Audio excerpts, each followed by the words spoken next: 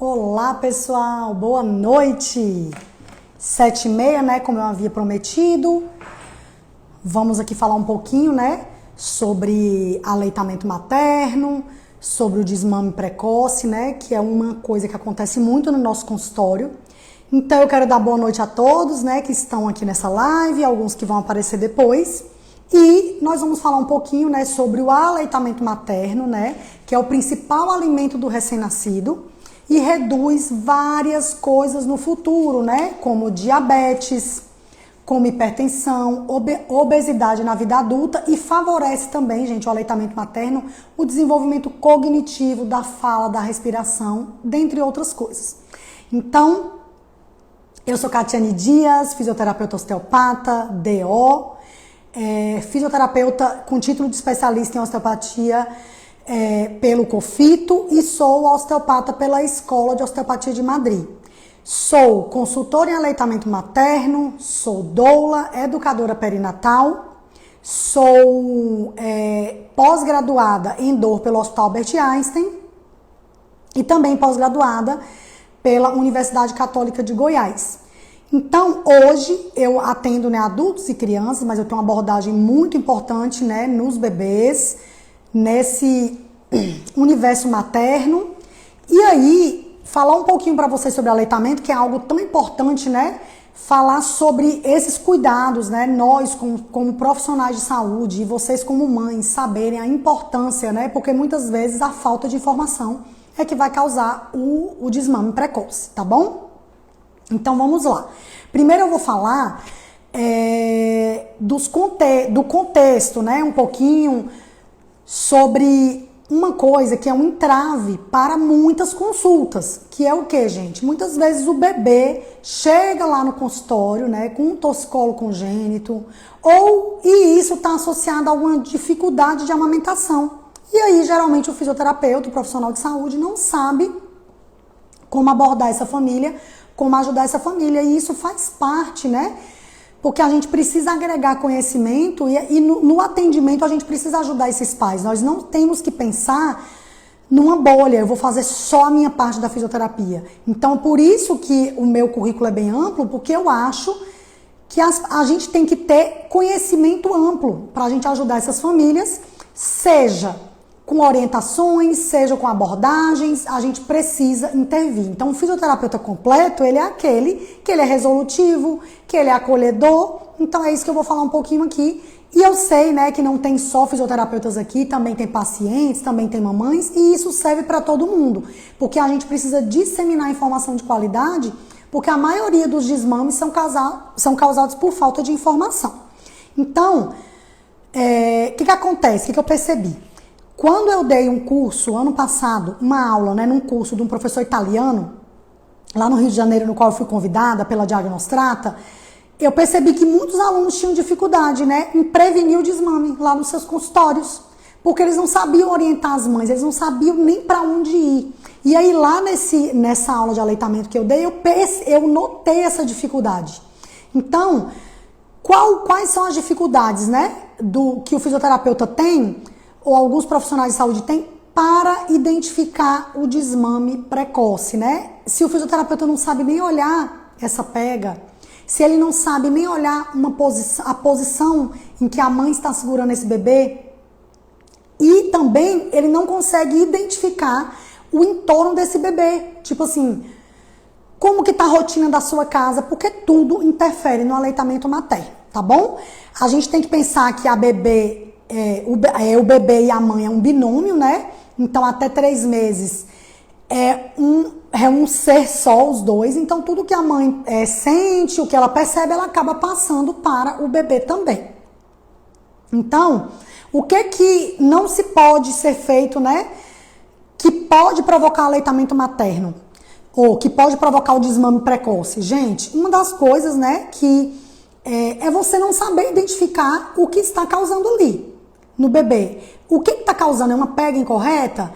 E isso tudo, você não saber avaliar um aleitamento, você pode sim estar favorecendo um desmame, porque a sua falta de informação pode gerar isso. Então a gente precisa analisar várias coisas, né, no bebê, a mamada, a posição, conversar com a mãe, perguntar como que está sendo essa amamentação. A gente tem que estar dentro, né, do problema e saber por que aquela mãe nos procurou, tá? Porque vocês podem perceber no consultório, uma mãe que tem um bebê com assimetria, que tem torcicolo ou que tem cólica, é um bebê geralmente que não mama direito. E aí a gente precisa intervir o quanto antes para essa amamentação não ser prejudicada, tá? E as dicas é isso, né? Observar o todo e também orientar os pais, informação de qualidade. Falar a importância, né, desse leite, por que é tão importante para as mães, para os bebês, porque, gente, amamentar não é algo só bom para o bebê, que ele vai receber fatores de crescimento e tudo mais, né? Que o leite tem várias substâncias que vão ser boas para o crescimento dele e para o desenvolvimento dele, mas ele é muito bom também para prevenir diversas coisas, como câncer de mama, câncer de colo de útero. E nos bebês, como a gente já sabe, todo o desenvolvimento que o bebê vai ter. Então, o que seria o desmame precoce? O desmame precoce é aquele bebê que parou de mamar antes dos 6 meses. Por quê? A Organização Mundial de Saúde, ela preconiza que os bebês mamem até 2 anos, que as crianças mamem até 2 anos. A gente sabe que nem todo mundo consegue fazer isso, por diversos fatores que nós vamos falar. Mas pelo menos até 6 meses, a importância é muito grande. Então, quando o bebê mama, ele deixa de mamar no seio materno antes dos 6 meses, nós podemos falar que é um desmame precoce. E aí, quais são as principais causas do desmame, né? Uso de bicos artificiais. Então, vamos lá. Chupeta, mamadeira, aqueles bicos de mamilo também são bicos artificiais. Isso pode sim causar o desmame precoce, por uma confusão de bico, tá? Voltar ao trabalho ou aos estudos, a mãe vai ter que voltar ao trabalho. Aquela angústia pode, além dela ficar longe do bebê, pode gerar um desmame precoce e muitas vezes ela não armazenou o leite também. O bebê também pode não mamar, ter que estar inserindo mamadeiras e isso pode causar também. O uso de fórmula, que nós vamos falar depois, que é um tabu, né, o uso de fórmula. Eu vou colocar porque eu acho que ele não está alimentado. Então, tem muitas mães que começam a inserir a fórmula nos bebês, tanto ao nascimento, quanto durante ali o período que já está em casa, né, lá no hospital ou depois. E isso é super prejudicial, porque pode prejudicar, sim, salvo, gente, quando for indicação do médico, tá? Mas você ficar dando leite, vamos supor que o pediatra, isso que eu estou falando aqui, jamais vai substituir a consulta do pediatra. Se o pediatra falar, olha, o bebê não está ganhando peso, nós precisaremos inserir essa fórmula, é óbvio que vocês vão inserir. E aí vai ter, e vocês vão incentivar os pais a inserirem, mas existem várias formas de oferecer esse leite que não seja na mamadeira, né? A gente tem os copinhos, que é o ideal, são os copinhos. Tá, trauma mamilar. Então, a mama está machucada, isso já é um motivo para a mãe deixar de amamentar. Gente, primeiro que a mama é algo, o mamilo, né, a areola é algo muito sensível. Então, quando a mulher tem esse trauma mamilar, isso pode sim ser um entrave, né, para amamentação. Então, por isso que o ideal é evitar, essa mãe fazer um cuidado anterior a essas mamadas para não, ela tendo informação, como que será pega, essas coisas, para não ter esses traumas. Esgotamento emocional. Geralmente, as mães estão amamentando, esses bebês não têm muita rotina. À noite, eles têm uma necessidade maior de mamar, né? Isso a gente percebe, porque muita produção do leite é na madrugada. E aí, esse esgotamento começa a fazer com que a mãe deixe de amamentar. Por exemplo, não estou aguentando amamentar de noite, vamos dar a fórmula. E aí, essa produção do leite pode reduzir. Introdução precoce das fórmulas, que eu falei também lá, que eu ainda vou falar de novo.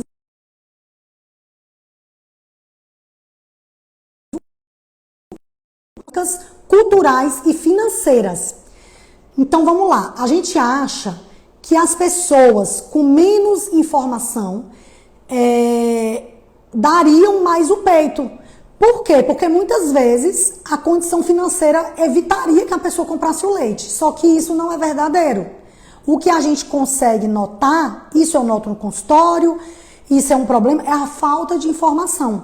Mulheres que têm um nível social melhor, que têm mais informação, elas tendem a amamentar mais tempo, tá? Do que, por quê? Porque elas pesquisam, porque elas muitas vezes fazem cursos de aleitamento materno antes de ganhar o neném. Elas fazem curso de gestante, tudo isso gera informação. Então, ela sabe que o leite materno é importante. Enquanto que outras pessoas que não têm informação, não sabem, acabam dando leite artificial. E uma coisa que é muito interessante, interferência inadequada de familiares através da perpetuação de mitos que contribuem para uma não adesão por parte da mãe no processo. Por exemplo, o seu peito não está vazando. Se o seu peito não está vazando, você está com pouco leite. E isso é uma mentira. Isso é uma mentira, porque o peito não tem que estar vazando de leite, não tem que estar explodindo de leite para ele ter leite, tá? Então, porque peito não é estoque, é fábrica, tá? Então, conforme o bebê vai mamando, vai produzindo leite. Então, esses mitos fazem com que ocorra um desmame precoce. Então, quais são os sinais, né? Que a gente começa a desconfiar que o bebê vai ter um desmame. Então, a interrupção da amamentação a gente pode observar através de inúmeros sinais que podem ser emitidos pela lactante, pela mãe e pelo seu bebê, como a diminuição da produção de leite, ou então, eu estava dando peito para o meu bebê a cada 2 horas, já estou espaçando, ele está mamando a cada 4. Então, às vezes, ela diminui muito, porque a gente tem que dar livre demanda para esse bebê, né? Ele mamar quando ele quiser. E muitas vezes a mãe começa a espaçar. Assim como, além dela espaçar, ela começa a dar o leite artificial. E aí vai produzindo menos, porque o bebê não está sugando no peito, tá? Outros indícios variam de acordo com a causa. Quando o desmame precoce ocorre pelo uso de bicos. Então, o que acontece? O bebê mama de um jeito no peito, de outro no bico. E aí ele começa a extrair o leite do peito de forma incorreta, insuficiente. E aí ele começa a se alimentar de forma insuficiente. Porque ele está mamando de forma errada. Além de machucar muito mais o peito da mãe. Então, assim é gerado um círculo vicioso, né? Que vai impossibilitar a amamentação. Já que a forma como o bebê suga o seio, ela vai ser diferente da forma com que ele extrai o leite da mamadeira.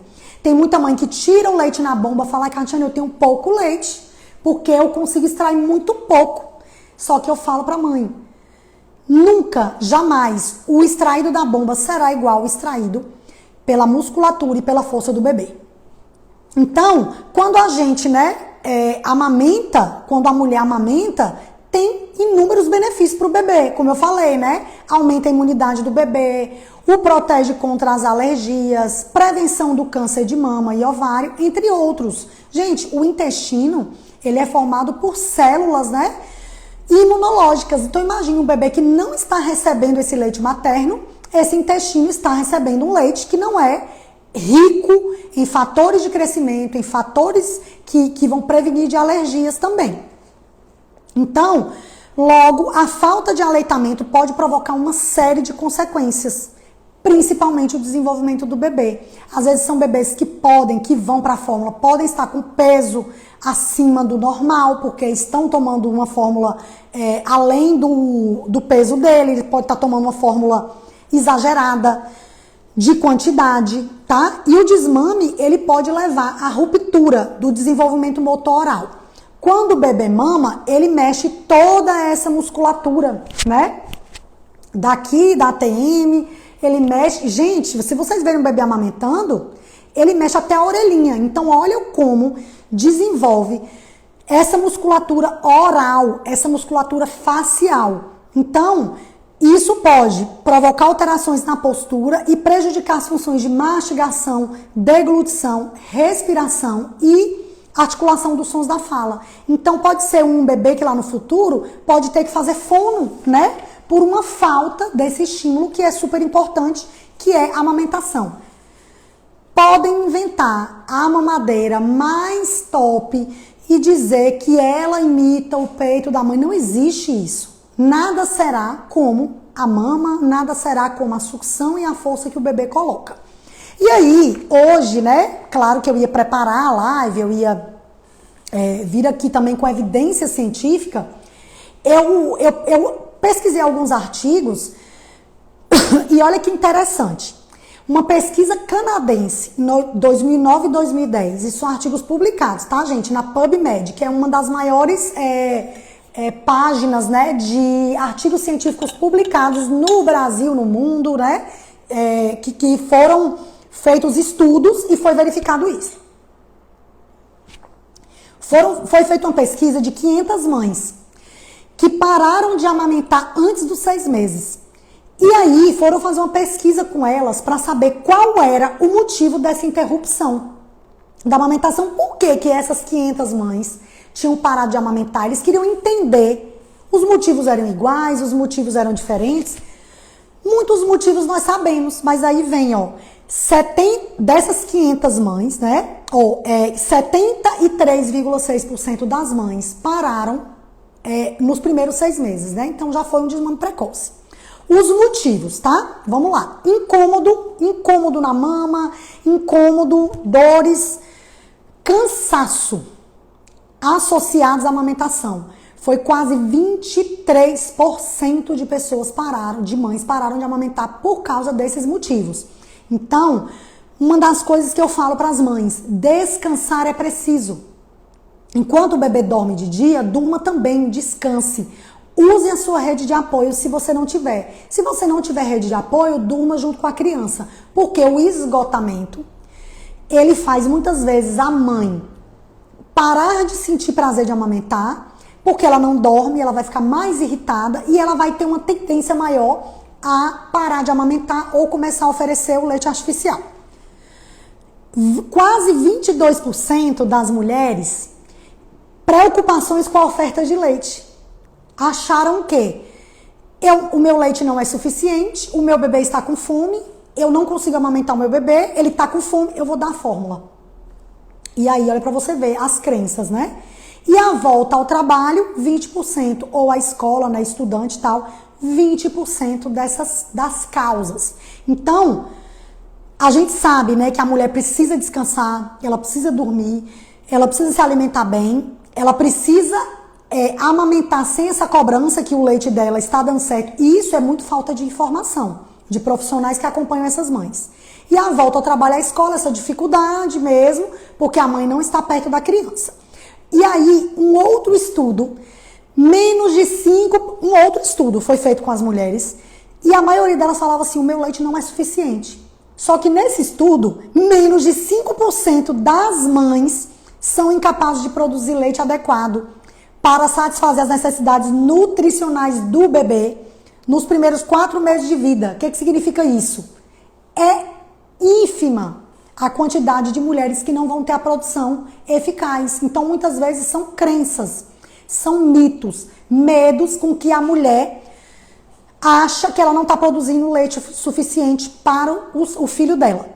E aí, ainda tem uma outra coisa que pode também estar associada a isso, que é o quê? Mães jovens, menores de 25 anos, e mães primíparas, que é o primeiro filho, primeira gestação, são mais propensas a citar isso. Meu leite é insuficiente, meu leite é fraco, tá? Então, o que a gente começa a levar isso em consideração? O apoio de profissionais, né?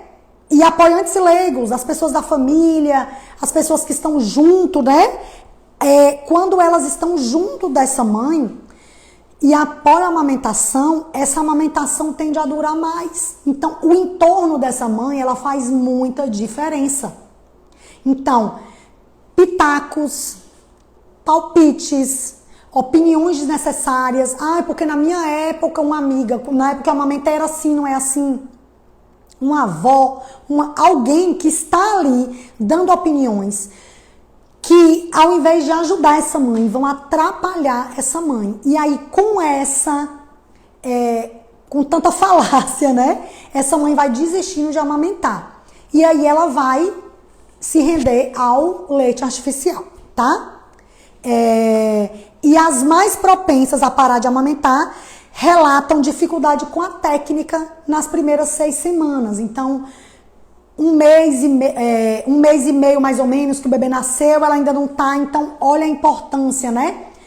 Dessa ajuda quando esse bebê nasce, né? Então, eu falo muito para as mães: leve os seus filhos, contrate uma consultora para ir no hospital, escolha um pediatra também que entenda de aleitamento. Existem estudos também que falam que muitos profissionais, né, e isso em geral, gente, que estão nesse mundo do binômio mãe-bebê, não entendem de aleitamento.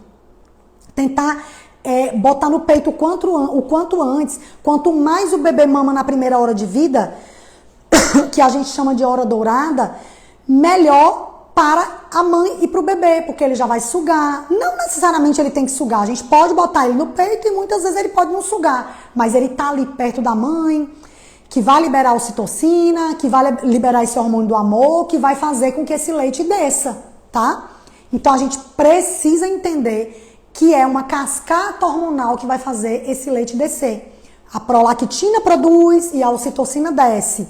A prolactina tá em alta, que é um hormônio, e a ocitocina é outro hormônio, que ele vai ser liberado conforme o bebê vai mamando no peito da mãe e esse leite vai descendo. Então, esse ajuste da pega, essa orientação da posição, essa orientação da mãe vai fazer com que essa mãe amamente de forma mais segura. E aí, uma consultora em amamentação, um profissional que entenda e que saiba orientar essa família pode reduzir essa interrupção precoce do aleitamento materno. Outra coisa que diminui muito, eu trabalhei, né, muito ativamente antes, né, de me formar em osteopatia, eu trabalhava muito ativamente nos hospitais. Então, assim, eu tentava, como eu era doula, eu também sou doula, né, eu entrava para ajudar essas mães a amamentarem. No centro cirúrgico, logo após o parto, eu estava ali. E uma coisa que me chamava muita atenção, sempre chegava um copinho de leite. Seu leite não desceu, dá aqui, gente. E aí vem aquela questão, né? Será mesmo que o bebê precisa? Claro que vai ter casos que o bebê vai precisar. Quando ele é um bebê gig, né, grande para a idade gestacional, que muitas vezes a mãe é diabética e ele nasceu, ele pode ter uma hipoglicemia. E aí essa glicemia vai ter que estar sendo dosada. Se tiver com hipoglicemia depois que mamar, ele vai para o leite artificial, óbvio. Mas nós não podemos levar em consideração que todos os bebês vão tomar o aleitamento ou o leite artificial. Simplesmente porque, olha, parou de nascer, o seu leite não desceu. Isso é normal. O leite, nos primeiros momentos, o que vai descer é o colostro, né? E aí o estômago do bebê é desse tamanico. Então aquelas gotinhas, né, que são absorvidas pela mucosa do bebê, que vai sendo reabsorvido, o bebê estava na barriga, recebendo alimentos e nutrientes pelo cordão umbilical. Então muitas vezes os bebês nascem, nem mamam na hora que nascem. Agora imagine, todo bebê que nascer, a gente pegar e dar um copinho de leite artificial. E isso pode sim, essa suplementação, ela pode sim no hospital interferir na sucção do bebê, se ela não for bem indicada, tá? E aí tem uma outra revisão, que foi de 2022. Conhecimento dos profissionais da saúde sobre a amamentação e fatores que levam ao desmame. Então, se você é fisioterapeuta e atende crianças, esse recado é para você. Se você não entende de aleitamento materno, possivelmente os bebês, né, vão ter que ir em você e vão ter que ir numa consultora. Por que você não entender de aleitamento materno e você agregar valor a essa consulta, você agregar valor para essa família, você dar informação de qualidade, você tranquilizar essa família, dando artifícios para ela conseguir amamentar, quebrar tabus, né? Porque os tabus são os maiores inimigos de uma amamentação efetiva e duradoura, né? Então a gente precisa entender que todos nós da área da saúde temos um papel importante, porque nós somos fisioterapeutas, nós trabalhamos muito bem a parte muscular, né? A parte postural do adulto, por que não do bebê? Então a gente pode e deve sim. A amamentação, pessoal, não é exclusivo do fono, não é exclusivo do pediatra, não é exclusivo. Existem consultoras de amamentação que não necessariamente são da área de saúde. Ele é uma formação que qualquer pessoa pode fazer, desde que se interesse. Por quê? Porque amamentar é um ato super importante para o desenvolvimento cognitivo, neurológico, fatores de crescimento motores para a criança, que jamais nenhum leite e jamais nenhum bico vai fazer. Então, segundo a Organização Mundial de Saúde, 2 em cada 3 bebês não são amamentados. Fato que não melhorou nas últimas décadas. Então, o que a gente vê? O mundo está evoluindo, as coisas estão evoluindo, mas a informação de qualidade para essas mães, ela não está evoluindo, ela não está crescendo. Se a gente for olhar, né, as propagandas de leites artificiais lá do passado, antigamente, nos primórdios da civilização, tinha propaganda, gente, de leite moça para ser dado para as crianças. Hoje em dia, evoluímos muito. Hoje em dia, os leites, né, eles são indicados pelo médico, esse leite específico para aquela criança, para aquela que tem a PLV, para aquela que tem aqueles que precisam. Mas não é para a gente estar indo numa farmácia comprar uma lata de leite. O leite é com indicação do seu pediatra. O leite não é você falar, eu vou dar esse remédio porque eu acho. Não, você pode estar prejudicando. Então, o que eu acho? As escolhas mais assertivas, né? Quando uma mãe engravida, as mulheres em geral, né? Elas se preocupam muito com o enxoval, com o bonito, com as lembranças, com milhões de coisas. Mas o básico ela não se preocupa, que é o quê? Escolher muito bem o seu obstetra, escolher muito bem o seu pediatra, que vai estar com você na sala de parto, que vai estar com você depois, um pediatra que seja, né, antenado, né, e entenda. Muitos pediatras escolha bem o seu pediatra, escolha bem o seu obstetra, escolha bem o seu nutricionista. Se toda mãe soubesse, ela teria um nutricionista na gestação, ela teria um nutricionista na amamentação, tudo isso vai ajudar. Não quer dizer que milho dá leite, não é isso, uma alimentação balanceada, líquidos, né, vão aumentar, mas o que melhora mesmo a sucção e melhora o aleitamento materno e a produção de leite é a sucção. Então, quanto mais o bebê mama, mais produção de leite ele vai ter, ou a mãe vai ter. Então, e eu acho que investir, né, as mulheres investirem sim numa consultora em aleitamento materno, num profissional que entenda, que incentive e que oriente. Porque aqui no meu consultório, o que acontece? Às vezes a mãe vem e às vezes o bebê tá um pouquinho irritado, eu vou examinar o bebê como um todo e eu falo, mãe, eu não falo mãe, tá, gente? Nem mãezinha, pelo amor de Deus. Vamos chamar as pessoas pelo nome. Qual é o seu nome? Oi, Renata. Posso ver ele mamando no seu peito? Isso faz parte do processo, a gente conseguir analisar. E outras coisas, né, que nós vamos analisar. Mas a gente observar a mãe e colocar no peito, a gente observar. Mas e você, fisioterapeuta, você sabe observar uma mamada correta? Você sabe observar tudo o que você tem que ver? Ou isso está passando despercebido para você? Então, se você quer se tornar uma referência no seu atendimento e ser assertivo, porque muitas vezes, gente, tem bebês com torcicolo que param completamente de amamentar. Bebês com assimetrias cranianas param completamente, bebês com cólica param completamente, porque a mãe falou, não tô aguentando mais, vou dar fórmula. Agora, será que se a gente der aquele apoio, tanto emocional como de entendimento, de orientação, será mesmo que essa mãe vai desistir? As mães que passam por mim, muitas vezes já pararam de amamentar e não querem mais. Outras mães estão abertas para voltar a amamentar. Então a gente tem que estar ali para ajudar essas mães. Então eu queria agradecer vocês que entraram. Se alguém tiver alguma dúvida, tô até aqui olhando, se alguém tiver alguma dúvida, algumas pessoas que eu conheço entraram aqui, prestigiando, muito legal, porque assim, gente, eu não faço tanta live, né, vou começar a fazer mais, mas é porque são muitas informações que a gente precisa dar, informação de qualidade, incentivar o futuro desses bebês que serão adultos, né, e a gente espera que eles sejam adultos saudáveis, que eles mamem no peito o máximo, pelo menos até 6 meses, né? E depois, aí, após 6 meses vai ter introdução alimentar, e aí aí a mãe pode continuar amamentando, e assim vai, e pode perdurar a amamentação dela. Mas até 6 meses é o mínimo que a gente pode oferecer. Existem aquelas mães que falam, Catiane, eu vou amamentar até 6 meses, é o meu tempo, eu não quero amamentar mais. E a gente precisa respeitar, né? Como a amamentação pode agregar na minha consulta. Ela vai agregar de que maneira? Informação. Se você der informação, isso vai gerar qualidade da mamada. A mãe vai deixar de ficar achando coisas que não existem. Por exemplo, a minha mama não tem leite. Você faz lá e olha, e você faz a manobra e olha, você tem leite.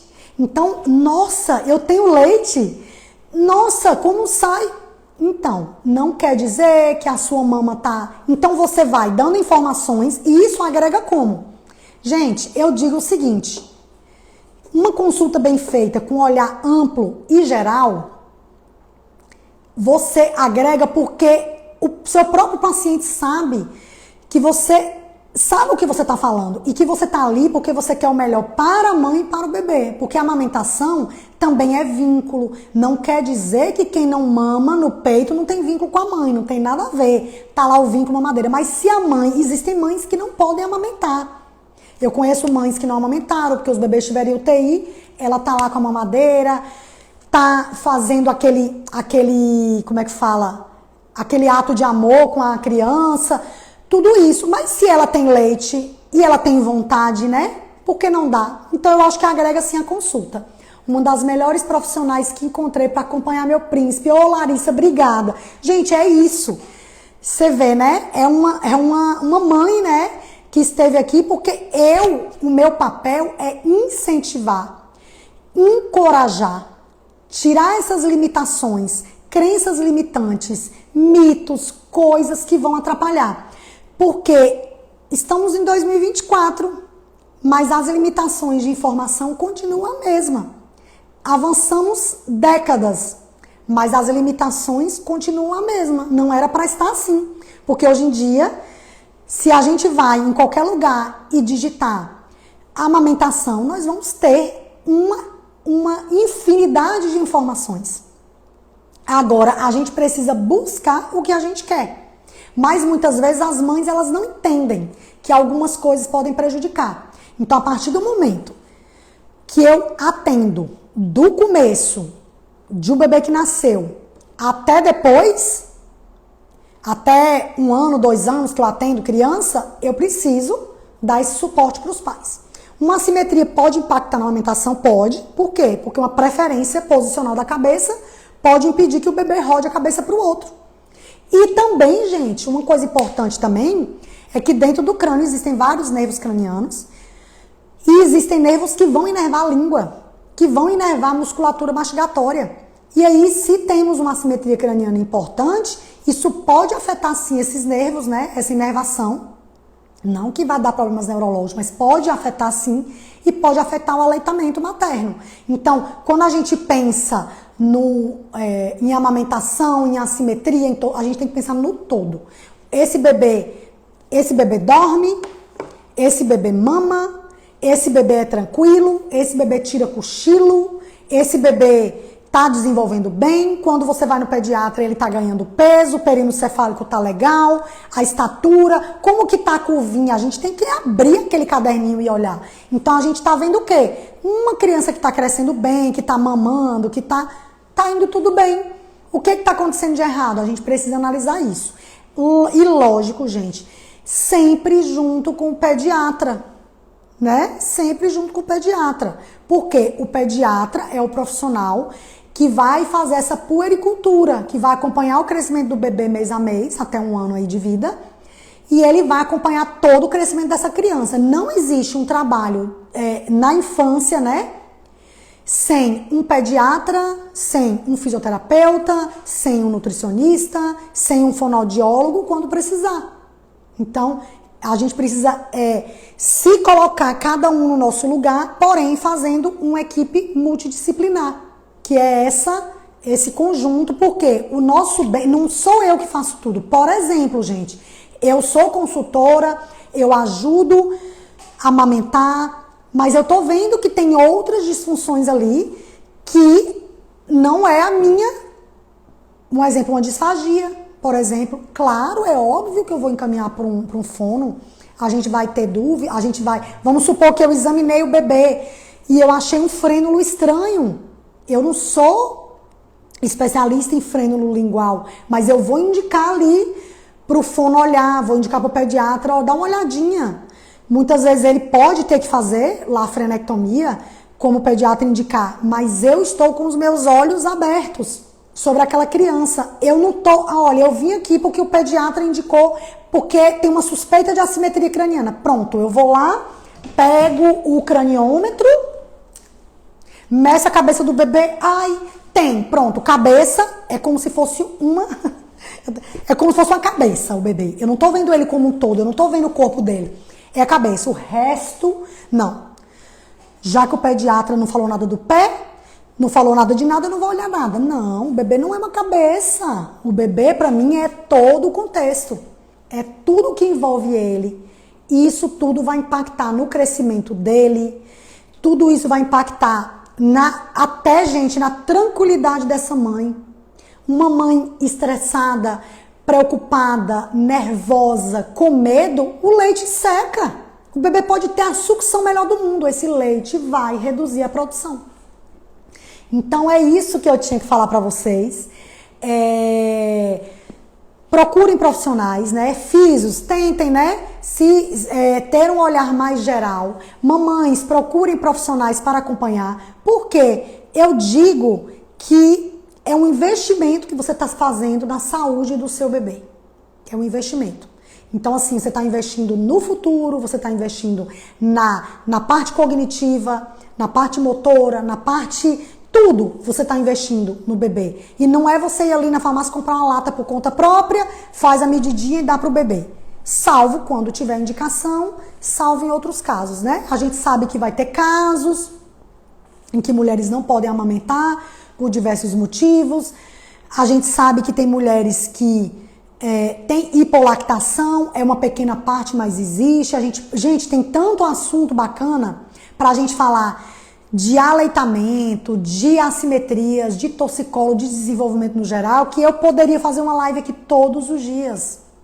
Todos os dias, mas eu prometo que eu farei pelo menos 2 lives por semana, 3 lives por semana, porque são perguntas que eu recebo no consultório e que a gente precisa informar. Informação é tudo. Quando a gente se informa, a gente consegue agir com mais assertividade e a gente entende o processo, as coisas, as mães entendem e aí tudo flui melhor, porque um bebê que está amamentando, a casa flui melhor, o sono do bebê, o sono da mãe, o impacto daquilo sobre a mãe, né? Se a mãe fica nervosa, se ela está muito cansada, se ela está com depressão pós-parto, se ela está com baby blues, que é aquela tristeza, que ainda não é a depressão, ela não amamenta com aquele prazer porque ela está muito exausta, né? Então, tudo isso vai impactar. Agora, se ela tem informação, amamenta direito, o bebê amamentou, mamou, dormiu, ela também descansa, produz mais leite e esse bebê cresce saudável. Muito obrigada a todo mundo que entrou, muita gente entrou aqui.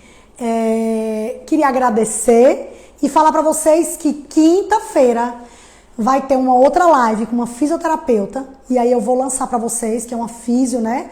que eu a conheci, ela fez um curso e ela tem um pouquinho para falar também do trabalho dela e do que ela tem aprendido nas assimetrias cranianas. Ô Josi, você é super inteligente, sabe, muito carinhosa. Eu que agradeço a sua confiança, a confiança de todos os pacientes, todas as famílias que vêm aqui no consultório, né? Pra mim é uma honra poder receber um bebezinho e a mãe me dar, falar assim, me ajuda, doutora Catiane. E eu poder ajudar de forma assertiva. Entender que o meu papel está muito além, né, do que algo técnico, e sim algo acolhedor. Eu também acabo passando para as mães, né? Eu acho que eu fiz tudo isso em termos desses cursos, porque eu queria ter tido parto normal, não consegui, então eu fiz curso de doula. Eu fiz o curso de educadora perinatal para ajudar essas famílias. Eu fiz o curso de aleitamento materno porque eu tive dificuldade de amamentar. E eu sei o tanto que é difícil para essas mães. Então, não quer dizer que para você trabalhar com isso você tem que ter sofrido para trabalhar, mas só de você entender o quanto isso impacta na vida das mulheres, das mães e das famílias em geral, a gente tem um olhar mais carinhoso, né? A gente estuda, a gente se qualifica para a gente levar cada vez mais atendimento de qualidade e não algo robótico e não algo a gente precisa sempre como é que fala? Estar junto da família e ajudar essa família e dar colo e dar apoio e dizer, tô aqui para te ajudar, você vai conseguir amamentar, calma. E aí eu faço uma rede que eu consigo ajudar essa mãe, né? De uma maneira, essa família toda, esse bebê, de uma maneira bacana. E quando, gente, a gente não consegue naquele momento, por outros motivos, às vezes a mãe fala que não quer, que tá muito exausta, a gente também tem que respeitar e recuar. Então, então assim, esse conhecimento de aleitamento materno, ele vai ajudar todo fisioterapeuta que trabalha com fisioterapia pediátrica. Todo fisioterapeuta que trabalha com criança precisa entender de aleitamento materno, tá? Para sua consulta fluir, para você saber dar as orientações corretas. Se você não souber dar, fica difícil e vão ter entraves na consulta que você não vai conseguir resolver e às vezes é algo simples que se você tivesse um olhar clínico para o aleitamento materno, você conseguiria resolver, tá bom? Boa noite, um ótimo restinho de terça. Na quinta estarei aqui novamente às 7h30 da noite, fazendo, né, conversando um bate-papo com uma fisioterapeuta super bacana. Fiquem com Deus e até mais.